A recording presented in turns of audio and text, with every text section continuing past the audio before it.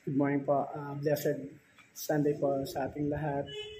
Po si Charlie Bright Kobe Charles Caluya. Dito po si Mary Heart of Christians Parish, National Shrine dito sa Barangay Don Bosco, Betadine Subdivision, Paranaque. I just attended the Mass. Ngayon po ay June 16, 2024. Happens to be the Father's Day po ngayon.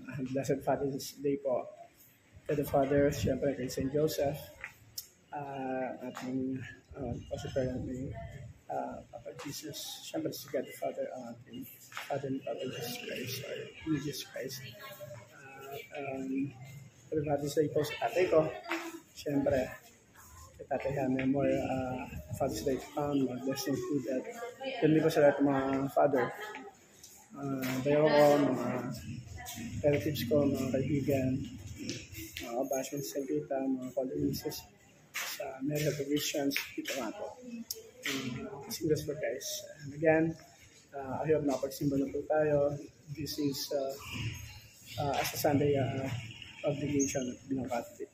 And again, this has been Charlie Bright Kobe Charles Caluya. May God bless, protect, and guide us always. A blessed, happy Father's Day po to all the fathers.